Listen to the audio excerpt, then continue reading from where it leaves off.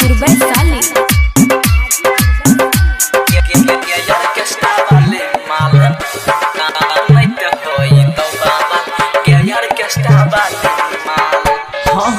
नाचे छी सुपर है गई नाचे छी सुपर तनी छुए देन गाल नहीं तो होई तो बाबा नहीं तो होई तो बाबा गेयर केस्टा वाले माल नहीं तो होई तो बाबा गेयर केस्टा वाली माल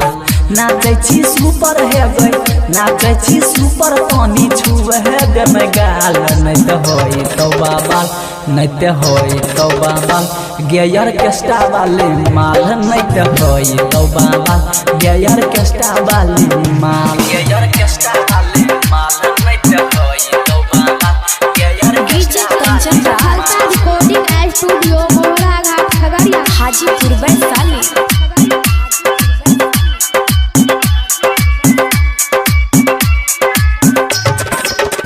घंघरी उठाबै के ले भी कितना दाम गए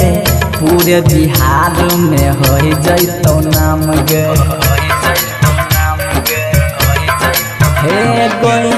घंघरी उठाबै के ले भी कितना दाम गे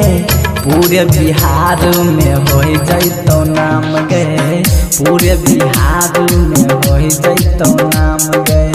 नाचे छी ऐसे जैसे लागही छी कमाल गेयर केस्टा वाली माल गेयर केस्टा वाली माल नहीं ते होई तो बाबाल गेयर केस्टा वाली माल गेयर केस्टा वाली माल नहीं ते होई तो बाबाल gear DJ Kanchan Raj recording studio मोहरा घाट खगड़िया हाजीपुर वैशाली।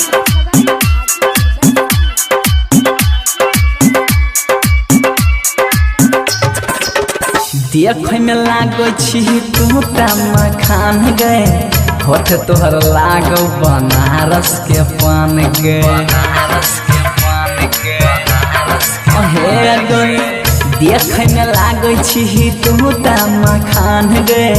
होठ तोहर लागो बनारस के पान गे होठ तोहर लागो बनारस के पान गए